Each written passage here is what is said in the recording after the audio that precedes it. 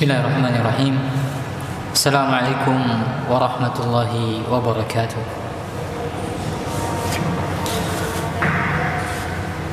Alhamdulillah, wassalatu wassalamu ala rasulillah wa ala alihi wa ashabihi wa man tabi'ahum bi ihsanin ila yaumiddin, amma ba'd. Allahumma alimna ma yanfa'una wanfa'na bima 'allamtana wa zidna ilma. Para hadirin, ikhwan dan akhwat rahimani wa rahimakumullah jami'an. Kita lanjutkan pelajaran kita membaca kitab Ta'limul Muta'allim Tariqut Ta'allum. Kita sudah sampai di halaman 70. Silakan dibuka di halaman 70.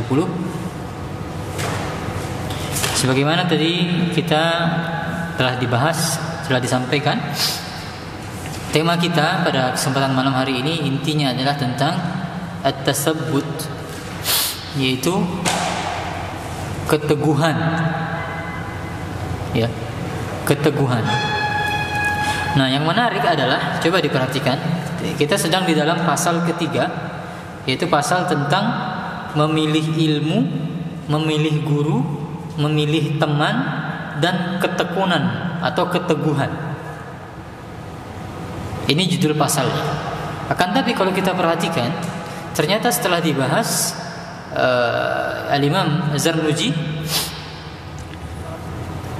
yang dibawakan oleh beliau, satu, memilih ilmu sudah kita bahas ya, memilih ilmu sudah, memilih guru kita sudah bahas.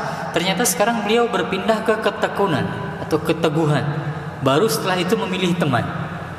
Tidak diselesaikan dulu memilih guru atau memilih ilmu, memilih guru, memilih teman, baru keteguhan setelahnya, tidak. Kan tapi dipotong sebelum memilih teman, keteguhan. Apa hikmahnya? Ada yang tahu apa hikmahnya? Hikmahnya adalah seseorang itu ketika dia sudah memilih ilmu dan memilih guru, dia sangat butuh terhadap keteguhan. Dia butuh konsistensi di sana. Berbeda dengan memilih teman. Ya kan? Orang dia ketika dia sudah memilih ilmu, saya mau belajar bahasa Arab misalnya, atau saya mau milih belajar kepada Ustadz Fulan, sangat berpeluang sekali dia kemudian futur di sana. Dia kemudian merasa bosan. Ternyata belajar ilmu nahwu itu susah. Ya sudahlah, beberapa pertemuan sudah ditinggalkan. Ternyata belajar sama Ustadz Fulan itu susah, bahasanya susah, contoh-contohnya juga saya tidak paham, lalu ditinggalkan. Ya, sangat mudah di sana, sehingga orang betul-betul butuh keteguhan di sana. Berbeda dengan memilih teman. Dia pilih teman, maka kecil peluang. Orang bergonta-ganti teman itu orang jarang ya. Yang sering itu bergonta-ganti guru, bergonta-ganti apa yang sedang dipelajari. Buku nggak selesai satu, buku tipis nggak selesai dibaca, pengen ganti buku yang lainnya. Itu kenapa beliau kemudian di sini setelah memilih guru, memilih ilmu, memilih guru, baru dibahas tentang keteguhan. Dan yang namanya as-sabat atau as-subut kita butuhkan bukan hanya dalam menuntut ilmu. Dalam berbagai aspek kehidupan kita membutuhkan keteguhan ataupun ketegaran. Kalau judulnya tadi apa, Reza? Tetaplah bertahan. Kita butuh untuk tetap bertahan dalam berbagai aspek kehidupan kita. Lebih-lebih lagi di dalam menuntut ilmu. Dan ingat prinsipnya, yang namanya ilmu itu adalah ibadah, ya.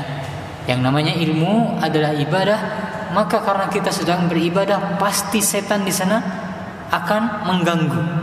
Pasti setan akan mengganggu, membisik-bisiki agar seorang itu dia tidak konsisten, meninggalkan guru, meninggalkan buku yang sedang dibaca, agar dia tidak konsisten, agar dia berpindah-pindah. Maka kita betul-betul membutuhkan tadi as-sabat, yaitu keteguhan ataupun ketegaran itu.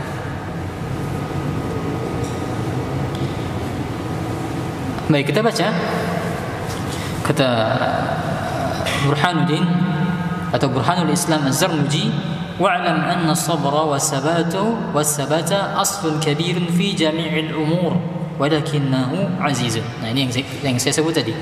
Kata Imam Zarnuji, ketahuilah bahwa kesabaran dan keteguhan itu merupakan hal yang paling penting dalam segala hal. Dalam segala hal. Akan tetapi jarang yang mampu melakukannya. Ya. Makanya kita hafal pepatah Arab, man jadda wajada, man sabata nabata, man sabat nabat, ya, man sabat nabat, man sabata nabata, man jadda wajada, barang siapa yang bersungguh-sungguh maka dia akan mendapatkan. Man sabata nabata, barang siapa yang dia tegar, barang siapa yang dia teguh maka dia akan tumbuh. Barang siapa teguh maka dia akan tumbuh. Lalu kata Syekh, kata Imam Zarnuji di sini, kama qila, sebagaimana dikatakan dalam sebuah syair, likullin ila sya'wil ula harakat, walakin azizun fir rijali sabat. Setiap orang memiliki hasrat memperoleh kedudukan yang tinggi, tapi sedikit sekali orang yang memiliki keteguhan. Ya. Maunya baca buku yang tebal-tebal, maunya baca buku ini dan buku itu, menguasai bidang ini dan bidang itu. Akan tapi baru beberapa lembar membaca buku sudah bosan, ditinggalkan, melompat ke buku yang lainnya. Ya, ini sebelum kita bahas lebih lanjut tentang keteguhan ini diantara dua hal yang paling perlu kita garis bawahi dalam kita menuntut ilmu itu. Yang pertama adalah kebiasaan penuntut ilmu bergonta-ganti buku. Ya. Banyak nggak kita dapati yang demikian? Mengalami nggak? Baru baca beberapa lembar, beberapa bab, merasa bosan, tidak selesai dibaca, berpindah ke buku lain. Nah, ini yang pertama, kita butuh as-sabat di sana.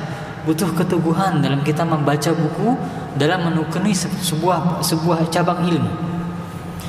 Yang paling banyak di sini adalah, yang paling banyak syahidnya itu, orang gugur syahid, yaitu ketika belajar bahasa Arab.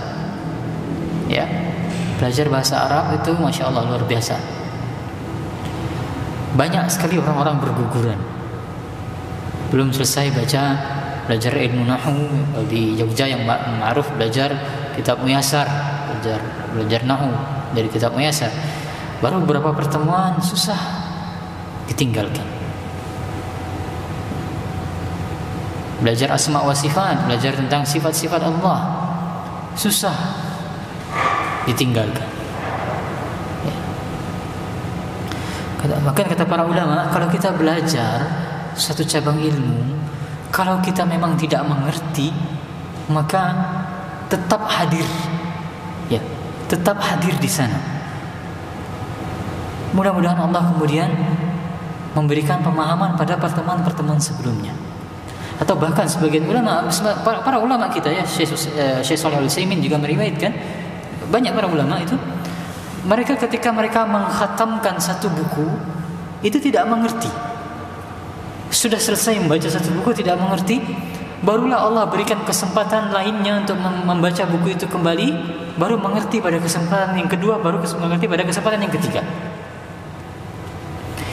Saya juga mengalami ya, belajar asma wa sifat dulu waktu di Ma'had Ilmi di Yogyakarta.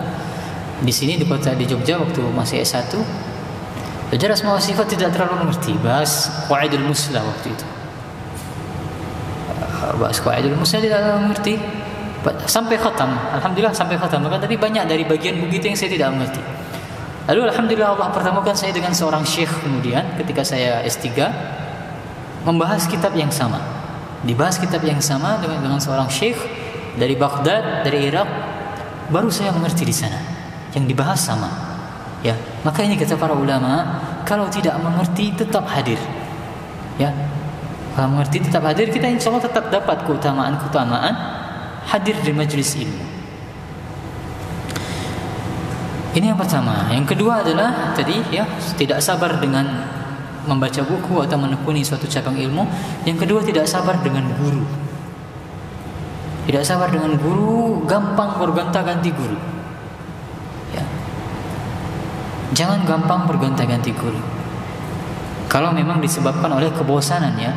Berbeda kalau kasusnya kemarin itu memang kita dipilih, makanya kita itu sejak awal dianjurkan kasusnya kemarin di Bukhara itu, diam dulu kamu 2 bulan di sini, kamu amati guru-guru yang ada. Paling kan diwasiatkan seperti itu. Berdiam dulu 2 minggu, wait and see. Kita lihat dulu, lalu kita salat istikharah, baru kemudian melazimi seorang guru. Kalau sudah dilazimi, sudah. Jangan berpindah-pindah lagi. Ya, maka ini diantara adab kita dalam menuntut ilmu. Yang bagian dari pembahasan ini yaitu kita membutuhkan as-sabat.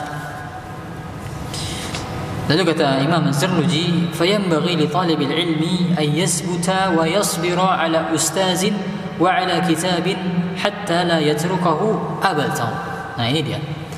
Oleh karena itu, di halaman 71 yang bawah, penuntut ilmu hendaknya teguh dan sabar belajar kepada seorang guru dan mempelajari kitab sehingga tidak meninggalkannya sebelum tamat ataupun selesai. Ya, ini diantara upaya kita untuk mendapatkan keberkahan ilmu. Cara mendapatkan keberkahan ilmu adalah tidak meninggalkan seorang guru ataupun sebuah kitab kecuali jika sudah selesai. Dan itu memang berat. Ya, Syekh Muhammad bin Shalih Al-Utsaimin pernah menceritakan bahwasanya beliau belajar sama Syekh Sa'di, ya, penulis tafsir As-Sa'di. Kata beliau, banyak orang-orang berguguran ketika belajar bersama Syekh Sa'di, sampai hanya beliau seorang sendiri saja yang duduk berhadapan muka dengan Syekh Sa'di. Akan tapi kita lihat kemudian bagaimana Syekh Muhammad bin Shalih Al-Utsaimin memiliki keberkahan ilmu yang luar biasa. Diterima dakwah beliau, karya-karya beliau diterima. Ya, selalu dirujuk oleh penuntut ilmu di zaman ini. Dan bagaimana beliau memiliki as-sabat, tidak kemudian beliau meninggalkan guru beliau kecuali sampai selesai.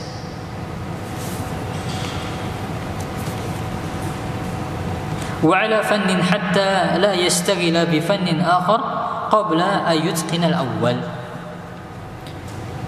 Hendaknya juga teguh dan sabar mempelajari bidang ilmu tertentu sehingga tidak menyibukkan dengan bidang ilmu lainnya sebelum ahli dalam bidang ilmu yang pertama. Ini terkhusus ya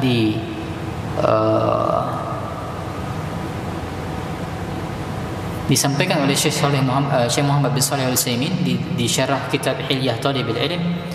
Kata Syekh Utsaimin, ini kasusnya kalau kemampuan seseorang hanya demikian, ya, dia hanya mampu untuk menguasai satu cabang ilmu, maka sangat dianjurkan dia menguasai satu cabang ilmu terlebih dahulu sampai dia mutqin, sampai dia menguasainya, baru dia berpindah ke cabang ilmu yang lain.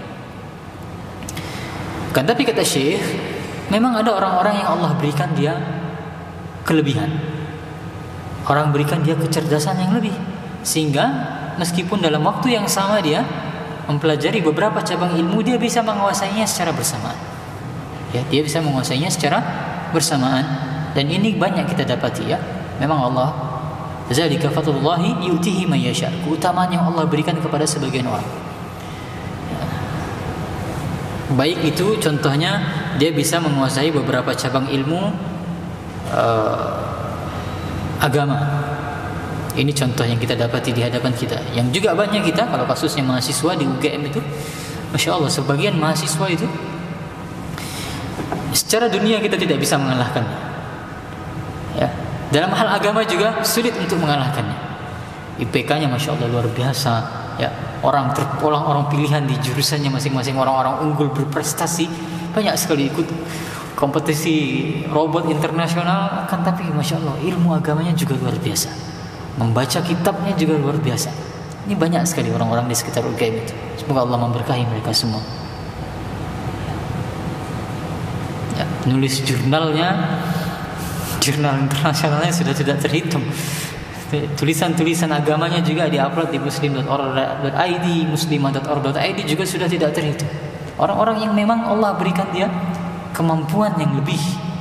Nah, maka kembali lagi, dalam kasus seperti ini memang ada orang-orang yang demikian, maka diperbolehkan, kata Syekh Muhammad bin Shalih Al-Utsaimin, boleh dia ingin mendalami beberapa cabang ilmu sekaligus. Kan tapi yang memang kemampuannya terbatas, kita nilai kemampuan kita masing-masing, maka yang dianjurkan adalah tekuni satu cabang ilmu dulu sampai mutqin, baru berpindah ke cabang ilmu yang lain. Wa ala baladin hatta la yantanqila ila baladin akhar min ghairi darurah. Nah, kalau zaman dulu kasusnya adalah hendaknya seorang itu juga dia teguh dan bersabar dalam mempelajari ilmu di negeri tertentu, ya, sehingga tidak berpindah ke negeri lainnya tanpa ada keperluan. Di zaman dulu seperti itu, kebiasaan mereka melakukan rihlah, melakukan perjalanan dari satu kota ke kota, dari satu negeri ke negeri yang lain. Kalau kita sekarang mungkin di zaman sosial media, zaman online, tidak berpindah dari channel yang satu ke channel yang lainnya. Ya, antum lihat meme-meme yang terbaru itu, apa katanya penuntut ilmu zaman sekarang ada laptop di sekeliling dia, semua course atau semua ta'lim online mau dia ikuti. Ya, semua ta'lim online saja mau dia ikuti, kan, tapi tidak ada yang selesai. Ya. Jangan demikian. Ya, jangan demikian mengikuti banyak channel, kan, tapi tidak ada yang difokusi. Ya. Sedikit tapi fokus itu jauh lebih bagus daripada banyak kemudian yang tidak fokus dan tidak mendalam. Fa inna dzalika kullahu yufarriqu al-umura wa yushghilu al-qalba wa yudayyi'u al-awqata wa yu'zi al-mu'allim. Kenapa perlu seperti itu? Itu bisa mengacaukan urusanmu, memecah belahkan urusanmu. Jadi tidak fokus, menyibukkan hati, menyia-nyiakan waktu, dan menyakiti hati sang guru. Ya, hati guru bisa tidak tenang. Murid saya kok gampang berpindah-pindah, ya. Maka ini bisa menyakiti guru.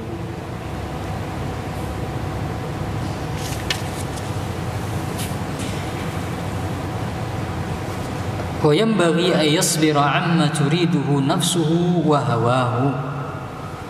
Penuntut ilmu juga hendaknya dia bersabar dari keinginan diri dan hawa nafsunya.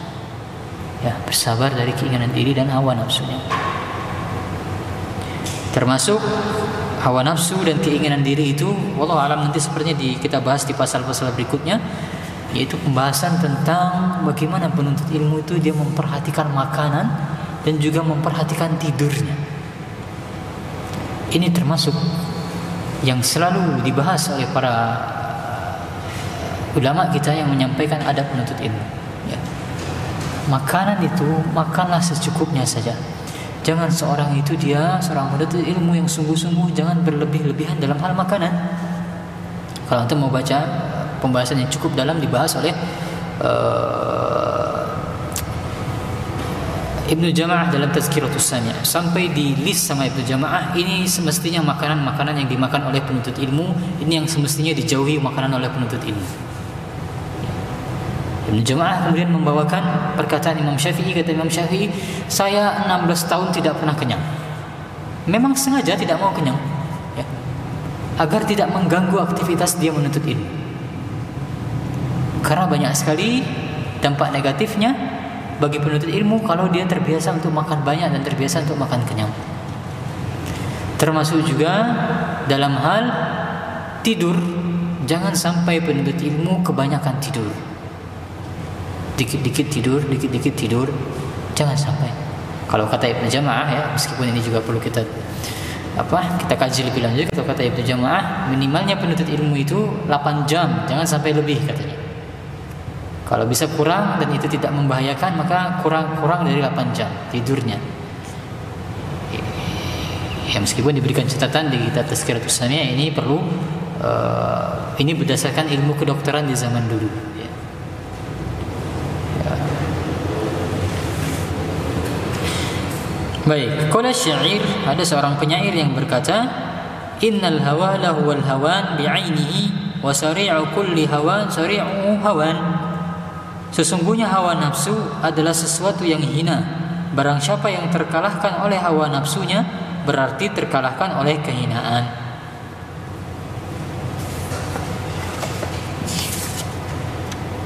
Tadi ada yang kita terlewat, ya, halaman 70 itu. Kita kembali lagi halaman 70. Qila ma saja'ah, dikatakan apakah keberanian itu? As-saja'atu sabru sa'ah. Yang namanya keberanian itu adalah kesabaran sesaat. Maksudnya apa? Jika orang dia mampu untuk bersabar, meskipun dia sesaat mampu bersabar, maka dia adalah orang yang berani. Itu maksudnya.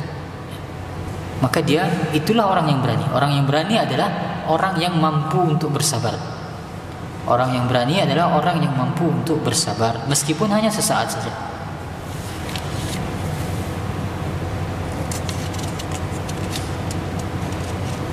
Wasbir 'alal mihani wal baliyat. Bersabarlah terhadap cobaan dan bencana. Qila khazainul minan 'alal qanatiril mihan. Perbendaharaan karunia itu terdapat di atas jembatan cobaan. Ya, maksudnya apa? Orang dia akan bisa mendapatkan karunia, termasuk dalam hal ilmu, dia bisa mendapatkan karunia ilmu jika dia mau meniti jalan, mau meniti jembatan cobaan. Ya, para ulama dulu luar biasa cobaan mereka dalam mencari ilmu.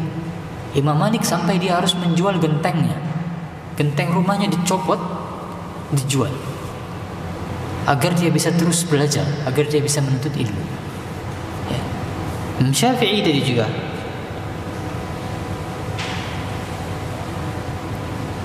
sampai 16 tahun beliau tidak merasa kenyang.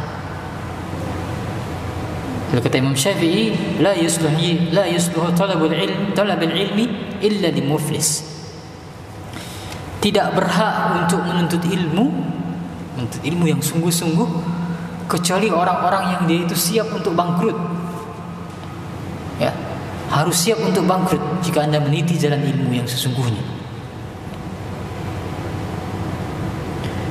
Ya, kalaupun ya dari perkataan Imam Syafi'i ini, kalaupun kita kemudian masih Allah berikan kelapangan rezeki, tidak sampai bangkrut, maka dari perkataan Imam Syafi'i ini, bersiap-siaplah untuk berteman dengan orang-orang yang bangkrut dari kalangan penuntut ilmu.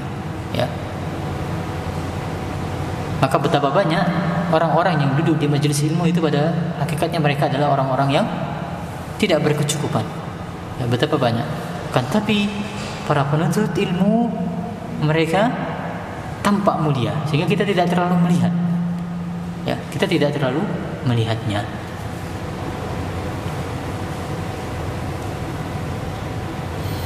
Baik.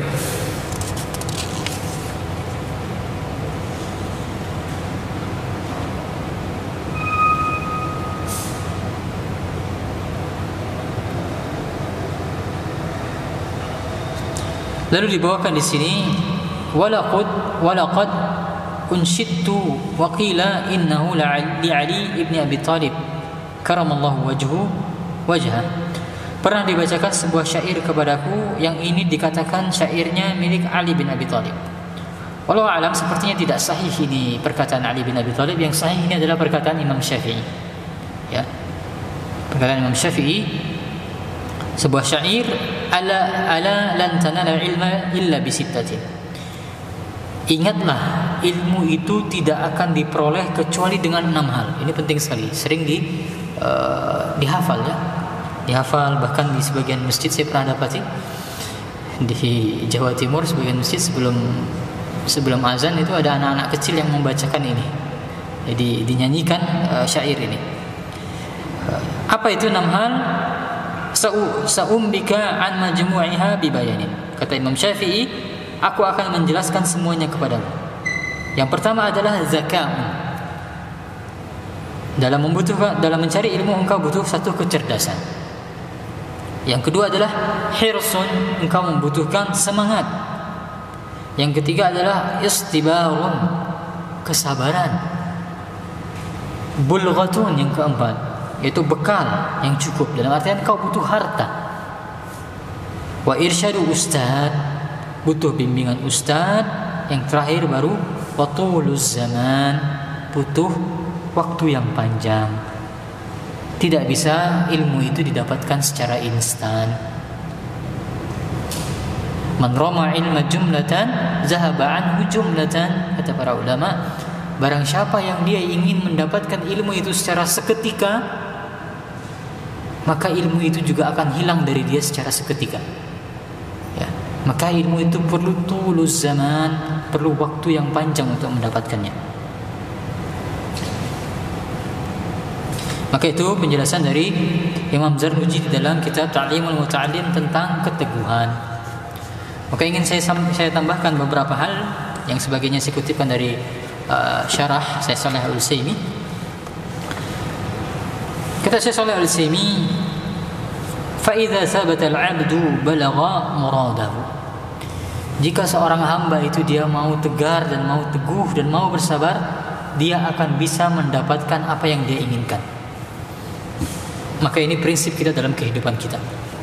Tidak hanya dalam hal ilmu, tapi dalam berbagai aspek kehidupan kita. Apa yang kita butuhkan untuk mendapatkan target kita yaitu kesabaran dan keteguhan. Bahkan Nabi SAW yang mewasiatkan dalam Sahih Muslim, kata Nabi SAW, ya ibadallah fathbutu, wahai hamba-hamba Allah, tegarlah kalian. Wahai hamba-hamba Allah, teguhlah kalian. Hadis ini dalam konteks ketika Rasulullah SAW itu mengisahkan tentang hadis Dajjal, ya, bagaimana kejadian Dajjal yang luar biasa di akhir zaman. Dajjal keluar membawa fitnah yang sangat besar, banyak orang terfitnah, banyak orang meninggalkan agama, banyak orang kafir dengan Allah, ingkar dengan Allah. Maka di antara yang diwasiatkan oleh Rasulullah SAW, ya ibadallah fasbutu, wahai hamba-hamba Allah, tegarlah kalian, teguhlah kalian.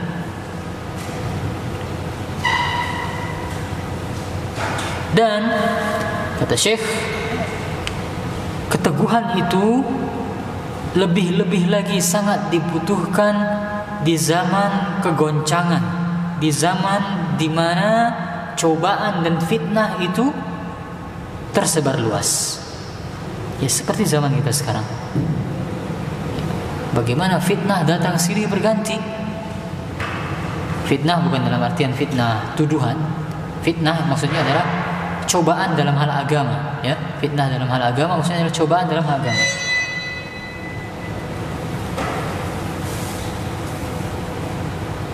Maka kita lihat bagaimana setiap hari datang silih berganti, setiap saat silih berganti datang fitnah terhadap umat Islam.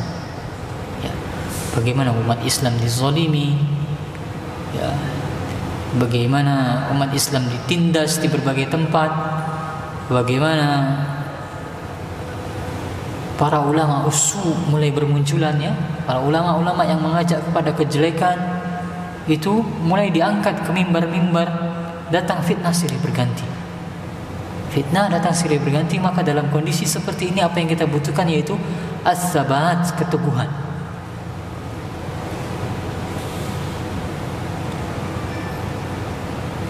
Oleh karena itulah kata Syekh Shalih Al-Utsaimin,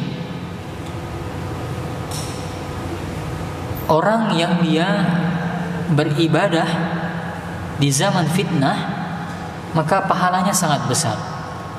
Kata Nabi sallallahu alaihi wasallam dalam sebuah hadis sahih, al-ibadatu fil haraj ay fil fitnah ka hijrati ilayya. Orang yang beribadah di masa fitnah, ya, atau di masa haraj, yaitu di masa fitnah, maka pahalanya seperti berhijrah kepadaku. Luar biasa balasannya. Orang yang beribadah ketika fitnah, di tengah-tengah fitnah, seperti berhijrah kepadaku. Ya, kita sedang hidup di zaman fitnah.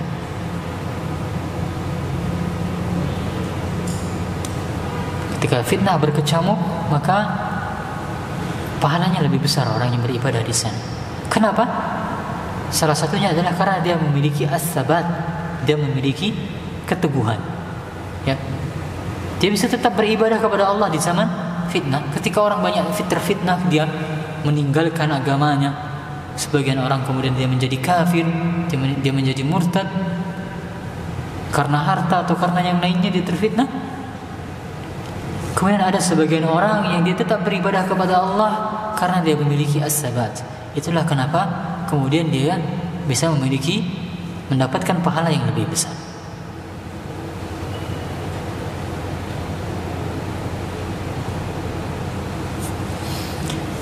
Nah, kemudian tipsnya sekarang, bagaimana caranya kita bisa mendapatkan keteguhan itu? Ya. Bagaimana agar kita bisa tetap bertahan? Yang pertama adalah, yang perlu kita ketahui pertama, bahwasanya yang memberikan keteguhan itu adalah Allah Subhanahu wa Ta'ala. Allah yang membolak-balikkan hati hambanya sehingga mereka bisa teguh. Lihat kata Allah Subhanahu wa Ta'ala, yusabbitullahu allazina amanu biqauli tsabit fil hayatid dunya. Allah meneguhkan orang-orang yang beriman dengan perkataan yang teguh di dunia ataupun di akhiratnya. Allah yang meneguhkan orang-orang beriman dengan perkataan yang teguh di dunia dan di akhirat. Dengan perkataan la ilaha illallah, di akhirat nanti adalah ketika dia ditanya oleh munkar dan nakir, maka dia bisa secara teguh menjawab dengan benar. Maka Allah yang meneguhkan, yusabbitullah, Allah yang meneguhkan. Lalu karena dengan kesadaran itu, dengan prinsip itu, maka tips yang pertama dan paling utama adalah kita meminta kepada Allah keteguhan. Kita meminta kepada Allah keteguhan. Apa doa minta keteguhan? Dari Al-Quran terlebih dahulu. Ada yang tahu doa dari Al-Quran memohon keteguhan? Rabbana ighfir lana dhunubana wa israfana fi amrina wa tsabbit aqdamana, ya, mansurna 'alal qawmil kafirin. Rabbana ighfir lana dhunubana, ya Allah ampunilah dosa kami, wa israfana fi amrina, dan israf kami dan berlebih-lebihannya kami di dalam berbagai urusan kami, ampuni itu. Wasabbit aqdamana, berikanlah kami keteguhan, berikanlah kami keteguhan, ketegaran. Mansurna 'alal qawmil kafirin, dan tolonglah kami atas orang-orang kafir. Maka ini doa dari Al-Quran. Ya, salah satunya kita meminta di sana, wasabbit aqdamana, ya Allah berikan keteguhan kepada kami. Doa lainnya dari hadis apa? Barakallahu fiik, ya muqallibal qulub tsabbit qalbi 'ala dinik. Wahai zat yang membolak-balikkan hati, sabbit, berikan keteguhan hatiku agar bisa tetap berada di atas agamamu. Ya muqallibal qulub tsabbit qalbi 'ala dinik, berikan keteguhan hatiku di atas agamamu. Maka ini yang pertama, tips yang pertama untuk mendapatkan keteguhan, berdoa kepada Allah Subhanahu wa Ta'ala, karena Allah yang memberikannya. Kemudian yang kedua adalah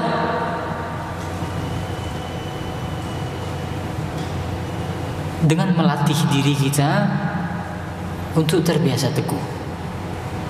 Ya, dengan melatih agar terbiasa dengan keteguhan.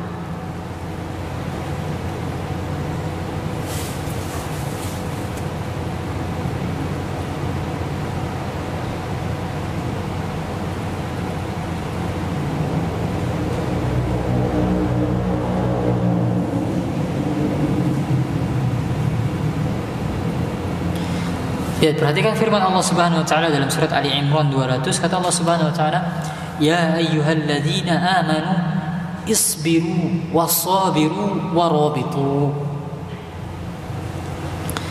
Wahai orang-orang yang beriman, yang pertama, bersabarlah kalian. Wahai orang-orang yang beriman, bersabarlah kalian. Wasabiru, dan biasakanlah diri kalian untuk bersabar. Kemudian yang terakhir baru kata Allah, warabitu, dan lakukanlah ribat, yaitu berjaga-jaga di perbatasan antara negara muslim dengan negara kawasan kaum muslimin dengan kawasan musuh. Salah satu amalan yang besar pahalanya dalam Islam adalah melakukan ribat, yaitu berjaga-jaga. Ya, berjaga-jaga di kawasan perbatasan, namanya ribat. Nah, lihat, ini yang Allah inginkan, ya. Tujuan akhirnya dari ayat ini adalah Allah memerintahkan untuk kaum muslimin melakukan ribat tadi. Akan tapi ada dua langkah sebelumnya yang Allah perintahkan. Yang pertama isbiru, satu sabar, yang kedua sabiru, biasakan diri kalian untuk bersabar. Ya, untuk mencapai tujuan ribat tadi, Allah perintahkan untuk membiasakan diri terlebih dahulu untuk bersabar. Maka tips yang kedua agar kita bisa memiliki keteguhan adalah dilatih diri itu. Ya, dilatih. Setiap kali merasa bosan belajar ilmu nahwu misalnya, belajar bahasa Arab, maka ingat-ingat kembali. Ya, dilatih, dipaksa kembali diri itu agar bisa kemudian kembali lagi, agar bisa tetap tegar. Kemudian tips yang ketiga, bagaimana cara mendapatkan keteguhan adalah dengan menolong agama Allah.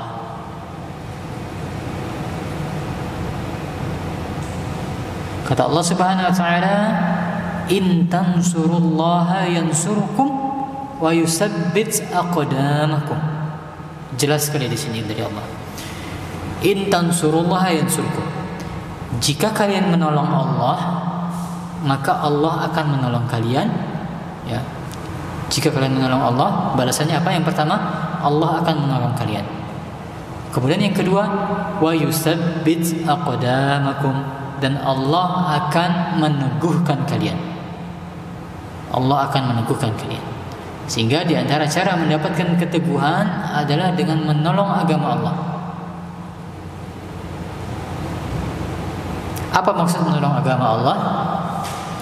Kata Syekh As-Sa'di di dalam tafsir beliau ketika menafsirkan ayat itu, yang pertama menolong agama Allah maksudnya adalah dengan mengamalkan agama itu. Ya, dengan kita beramal. Ini menolong agama Allah yang pertama. Jika kalian menolong Allah dan menolong agama Allah, satu dengan cara mengamalkan agama. Yang kedua adalah dengan mendakwahkannya. Ya, sehingga dimulai dari diri kita, kemudian barulah kita dakwahkan kepada orang lain. Dan jangan bayangkan dakwah itu hanya dengan seorang berdiri di mimbar, duduk di meja pengajian, tidak. Dakwah itu semua posisi yang dibutuhkan demi terwujudnya sebuah dakwah, maka itulah dia dakwah. Yang mengatur kamera sudah terlibat dalam dakwah supaya bisa di-streamingkan. Yang membuat publikasi agar orang bisa hadir dalam dakwah, maka juga termasuk dalam dia dakwah. Donaturnya juga dia sudah terlibat dalam dakwah agar dakwah itu bisa terwujud. Maka berbagai posisi yang dibutuhkan dalam terwujudnya sebuah dakwah termasuk dalam dakwah, yaitu mendakwahkan agama. Kemudian yang ketiga kata Syekh Sa'di, yaitu memerangi musuh-musuh Allah. Ya, jika memang ada musuh-musuh, maka diperangi musuh-musuh atau memerangi musuh-musuh agama. Ya, memerangi musuh-musuh agama. Maka itu caranya menolong agama Allah, yang dengan menolong agama Allah maka seseorang itu dia akan ditolong oleh Allah dan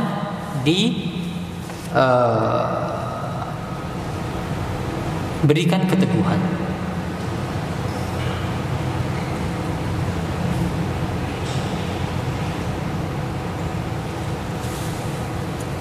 Maka itu dia pembahasan kita tentang as-sabat. Ya, betapa pentingnya seorang penuntut ilmu dia baik dalam kehidupannya sehariannya, lebih-lebih lagi dalam dia aktivitasnya menuntut ilmu sangat dibutuhkan keteguhan. Tadi sudah kita singgung, yang paling banyak orang tergelincir di sini para penuntut ilmu adalah dia tidak konsisten dalam mempelajari satu cabang ilmu, dalam membaca sebuah buku, dan tidak konsisten ketika dia belajar kepada gurunya. Sudah waktu sebelum Isya? Sudah Isya ya? Ya, baik, kita dengarkan azan terlebih dahulu. Baik, bismillah, alhamdulillah, wassalatu wassalamu ala rasulillah wa ala alihi wa sahbihi wa man tabi'ahum bi ihsanin ila yaumiddin, amma ba'd. Kita manfaatkan untuk sesi tanya jawab saja ya. Kita tidak lanjutkan materinya. Insyaallah kita lanjutkan di pekan depan materi tentang memilih teman. Ada satu pertanyaan yang masuk di sini. Bagaimana cara kita mengejar ketertinggalan belajar kitab seperti Riyadhus Shalihin? Ustaz Nuzulul Zikri hafizahullah ta'ala yang sudah ratusan, apakah efektif atau termasuk buru-buru jika kita menonton kajian beliau 3 video per hari? Dulu Anda pernah rutin kajian kitab tersebut, tapi karena beberapa faktor Anda meninggalkannya. Sehingga yang menjadi poin intinya yang bisa saya pahami adalah kalau misalnya atau yang pertama, bagaimana cara mengejarnya? Ya, cara mengejarnya tentu dengan mendengarkan rekaman, ya, dengan mendengarkan rekaman. Maka ini diantara nikmat Allah yang besar kepada kita di zaman ini. Kita bersyukur kepada Allah. Allah memberikan kita teknologi untuk mendengarkan rekaman, ya, bagi pelajaran-pelajaran yang kita memang tertinggal di sana, maka kita bisa mendengarkan rekaman. Sehingga sudah benar dengan mendengarkan rekaman kajian tersebut. Kemudian apakah diizinkan 3 video per hari untuk mengejar ketertinggalan? Yang pertama adalah balil insanu ala nafsihi basirah, kata Allah Subhanahu wa taala. Manusia itu dia menjadi saksi atas diri dia sendiri. Sehingga penanyalah yang lebih tahu tentang kondisi penanya, apakah kira-kira 3 video ini ideal atau tidak, ya? Apakah ideal atau tidak? Apakah kemudian menyebabkan kebosanan ataukah tidak, ya? Kalau misalnya masih tidak masalah 3 video per hari, tidak bosan, kemudian tidak futur, maka tidak masalah 3 video per hari, bisa konsisten. Kalau kemudian gampang futur jadinya, oke, hari ini 4-5 video, tapi setelah itu jadi bosan, break sampai beberapa hari, maka tidak perlu seperti ini. Jangan sampai seperti ini, ya. Yang penting adalah konsisten. Misalnya bisa konsisten 1 video sehari saja, atau bahkan beberapa hari 1 video, maka itu sudah bagus, ya. Yang penting bisa konsisten, tidak sampai kemudian dia futur atau menjadi bosan. Wallahu a'lam, itu yang bisa saya jawab. Ada 1 pertanyaan di belakang.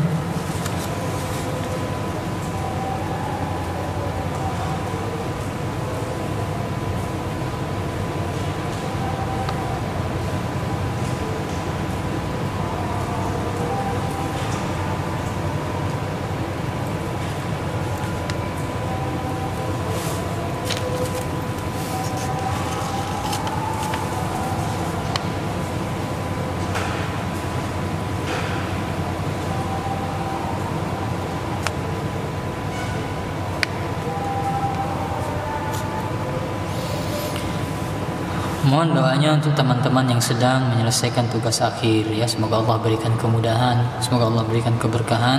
Kadang bimbang ketika fokus di ilmu dunia, terkadang lalai untuk ngaji, ya, terkadang lalai untuk ngaji. Maka saya teringat dengan perkataan Nabi SAW kepada sahabat Hanzalah. Sahabat Hanzalah dia berkata kepada Nabi SAW bahwasanya saya ini munafik, wahai Rasulullah. Apa maksudnya munafik, kata Rasulullah? Kata Hanzalah, saya ketika berada di sisimu, ya Rasulullah, saya ingat dengan akhirat, saya rajin beribadah dan seterusnya. Akan tapi ketika saya kembali kepada keluarga saya, rasa itu berkurang. Rasanya jadinya ingatnya dunia. Semangat untuk beribadahnya berkurang. Mengingat akhiratnya berkurang ketika kembali bersama keluarga, ketika di rumah, ketika berkumpul bersama Rasulullah. Masya Allah, luar biasanya. Maka ini dianggap munafik oleh Hanzalah. Maka ternyata ini bukan dianggap munafik oleh Rasulullah SAW. Ya. Kata Rasulullah SAW, sa'atan ya Hanzalah. Masing-masing itu ada waktunya, ya. Masing-masing itu ada waktunya. Maka yang namanya istiqomah itu, orang yang istiqomah bukanlah orang yang senantiasa semangatnya itu tinggi. Bukan. Ya, kata Rasulullah SAW kepada Hanzalah, seandainya kalian itu semangat kalian ketika di rumah bisa sama semangatnya ketika berkumpul bersamaku, ya, maka para malaikat itu akan turun menyalami kalian, ya, diberi selamat oleh para malaikat. Seandainya seorang itu dia bisa terus bersemangat sebagaimana bersemangatnya dia ketika berkumpul bersama Rasulullah SAW, para sahabat maksudnya, disalami oleh para malaikat, seandainya betul-betul bisa bersama. Akan tapi tidak ada orang yang bisa demikian. Memang ada masanya seorang itu akan menurunkan temponya, akan berkurang semangatnya, memang akan ada masanya. Akan tetapi yang penting adalah yang namanya istiqomah itu, bukan selalu semangat. Akan tetapi yang namanya istiqomah, seseorang itu dia bisa konsisten menjauhi hal-hal yang haram. Ini yang namanya istiqomah. Dia bisa konsisten menjauhi hal-hal yang haram. Bisa jadi futur semangatnya, tidak mengerjakan sholat sunnah, masih saja ini disebut sebagai istiqomah. tetap dia teranggap sebagai orang istiqomah. Ya, kalau dia sudah meninggalkan sholat wajib, baru dia dikatakan tidak istiqomah lagi. Nah, maka kembali lagi pertanyaannya tadi, terkhusus dalam mengerjakan skripsi, kadang tidak fokus untuk ngaji, maka mungkin barangkali mudah-mudahan memang inilah saatnya, ya. Kita fokus terlebih dahulu mengerjakan skripsi. Yang penting tidak lepas sama sekali majelis ilmunya, ya. Tidak lepas sama sekali majelis ilmunya. Ada pengajian yang memang masih rutin diikuti, 1 atau 2, ya, atau beberapa hari sekali. Yang penting masih ada rutin, yang masih terikat dan masih terjaga, tidak dilepas sama sekali pengajian itu. Kemudian nanti setelah selesai skripsi baru kembali lagi, ya, baru kemudian merutinkan beberapa pengajian dan seterusnya. Ya, itu yang bisa saya jawab. Mudah-mudahan Allah berikan kemudahan.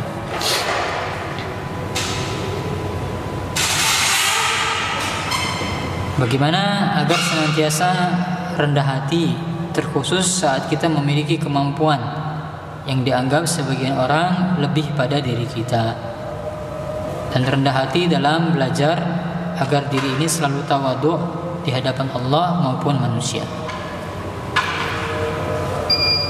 Maka yang pertama sama dengan tadi, keteguhan. Allah yang memberikan tawadhu itu kepada kita, ya. Allah yang memberikan tawadhu kepada kita, maka mintalah kepada Allah agar Allah memberikan kepada kita sifat tawadhu. Itu yang pertama. Kemudian yang kedua adalah belajar sifat tawadhu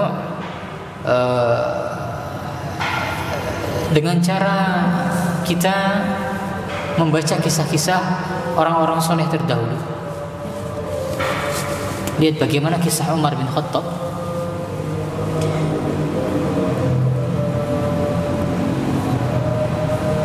Tadi dikatakan di sini dia memiliki kelebihan, ya. Terkhusus ketika dia memiliki kelebihan sehingga orang menilainya ada sesuatu yang lebih. Saya tanya, ada tidak kelebihan yang lebih besar kecuali melebihi kelebihan berupa dijamin seseorang itu masuk surga? Ada tidak kelebihan yang lebih besar? Dia sudah dijamin masuk surga. Adakah kelebihan yang lebih besar dari ini? Maka jawabannya tidak ada. Tapi lihat bagaimana Umar bin Khattab. Kata Rasulullah SAW, Umar fil jannah. Umar itu di surga. Umar itu penduduk surga, sudah dijamin oleh Rasulullah SAW. Akan tapi lihat, ketika Umar tahu bahwasanya Rasulullah SAW mengabarkan tentang nama-nama orang munafik, ya, nama-nama orang munafik dikabarkan oleh Rasulullah SAW kepada sahabat Uzaifah bin Yaman. Disebut, dirinci, ini orang munafik, ini orang munafik. Maka ketika Umar tahu Rasulullah SAW telah mengabarkan demikian, maka dia pun langsung bersegera mendatangi Huzaifah, bertanya, wahai Huzaifah, aku bertanya kepadamu demi Allah, apakah aku ada disebutkan oleh Rasulullah SAW sebagai orang yang munafik? Ya, padahal dia sudah dijamin oleh Rasulullah SAW, Umar fil jannah. Maka lihat bagaimana Umar, dia kemudian tidak sombong, ya, meskipun dia sudah dijamin dengan surga. Maka dengan kita membaca kisah-kisah yang demikian, orang-orang banyak yang juga memiliki kelebihan, tetapi mereka tetap mereka takut kepada Allah Subhanahu wa taala, ya.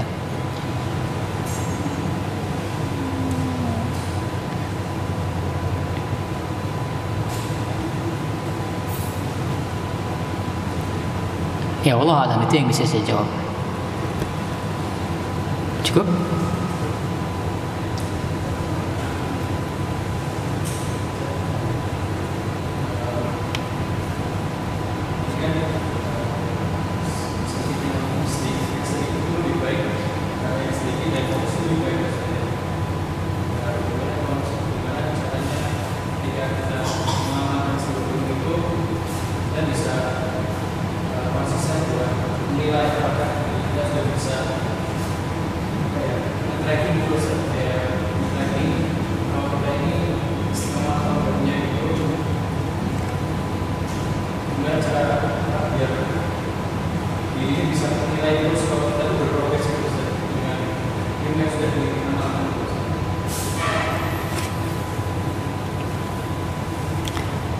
Bagaimana caranya kita menilai kita sudah konsisten atau belum? Apa sudah berprogres atau belum?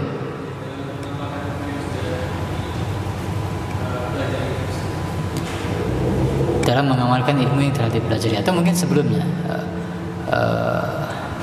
Kalau tolak ukur dari ilmu itu adalah amal, ya.